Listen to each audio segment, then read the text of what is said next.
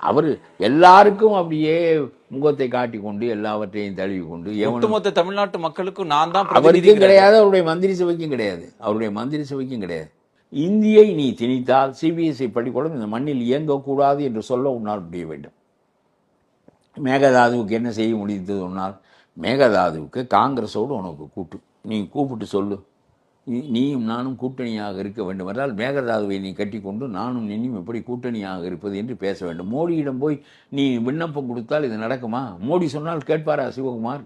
திரு DK. Sivakumar பேசும்போது செய்தியாளர் சந்திப்பில் நினைக்கிறேன், திமுக அரசு ஸ்டாலின் இருக்கும்போது தான் எங்களுக்கு கொஞ்சம் பிரச்சனையாக இருந்துச்சு, எங்களுக்கு கொஞ்சம் சிரமமாக இருந்துச்சு அதை அணுகிறது, இனி நாங்கள் ரொம்ப ஈஸியாக டீல் பண்ணுவோம் அப்படிங்கிறது. அதுக்கு என்ன அர்த்தம்? அது எப்படி நம்ம பொருள் என்ன என்றால், இது ஒரு அட்டை கத்தி என்று நினைக்கிறார் வருகிறது. இது ஒன்றும் இந்த விஜய் ஒரு அட்டை கத்தி, ஆகவே இவரை நாம் ஒரு பொருட்டாக கருத வேண்டியதில்லை, மடக்கி வைத்து கொண்டு நாம் மேகதாதுவை கட்டலாம் என்று அவர் நம்புகிறார் என்பதை அவர் நம்பிக்கையோடு வெளிப்படுத்துகிறார். நான் சொல்லுகிறேன், நம்முடைய தலைவராக இருக்கின்ற ஒருவர், நாட்டின் தலைவராக இருக்கின்ற ஒருவரை கண்டு பிறர் அஞ்சினால்தான் நம்முடைய நலன்கள் பாதுகாப்பாக இருக்கும். நம்முடைய தலைவராக இருக்கின்றவரை பார்த்து இவரை பற்றி எனக்கு எந்த கவலையும் இல்லை, மிந்தித்தான் கவலை இருந்தது, இப்பொழுது எனக்கு எந்த கவலையும் இல்லை, நான் என்னுடைய வேலையை தொடர்ந்து செய்வேன் என்று எதிரி சொல்லுவான் என்றால் அது எவ்வளவு எங்களுடைய பாதுகாப்பு கேடயம் நீதானே, நீதானே முதலமைச்சர், உன்னைத்தானே அதிகாரத்தில் வைத்திருக்கிறோம், நீதானே கேட்க வேண்டும், நெருக்கடி கொடுக்க வேண்டும்.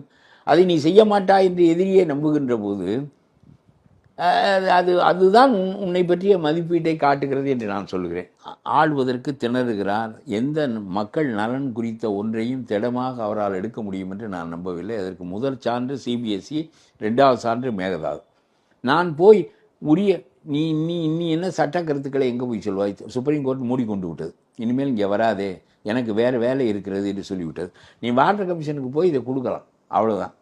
அதற்கப்புறம் வாட்டர் கமிஷன் எந்த முடிவு எடுப்பதாக இருந்தாலும் தமிழ்நாட்டு மக்களை தாண்டி எடுக்க முடியாது, அந்த தமிழ்நாடு பாலைவனம் ஆகிவிடும் என்கின்ற அச்சத்தை நாம் ஏற்படுத்தாவிட்டால் பிறகு அவர்களெல்லாம் சித்தம்போக்கு சிவன்போக்கு என்று முடிவெடுக்கக்கூடியவர்கள் தான். கர்நாடகமும் அதை செய்ய முடியாது. நீ மேகதாதுவை கட்டிவிட்டு மேகதாதுவுக்கு பாதுகாப்பாக ஒரு பெரிய படையை உண்டாக்குவாயா? ஒரு காலத்தில் இதே மாதிரி கன்னடியர்கள் அணை கட்டினார்கள். தமிழ்நாட்டை இப்பொழுது நாயக்கர்களும் மராத்தியர்களும் ஆண்டு கொண்டு வந்தார்கள். தஞ்சை பாலைவனம் ஆகிவிடும், தண்ணீர் வரவில்லை என்றால் குடிப்பதற்கும் இருக்காது, உழுவதற்கும் இருக்காது என்று சொல்லி படையெடுத்து போனார்கள். அணையை உடைப்பதற்காக படையெடுத்து போனார்கள். அப்பொழுது அந்த அணை பலமில்லாத அணையான காரணத்தினால் அது உடைந்து விட்டது, தண்ணீர் வந்து விட்டது, தேவையில்லை படையெடுப்பு என்று திரும்பி வந்து விட்டார்கள்.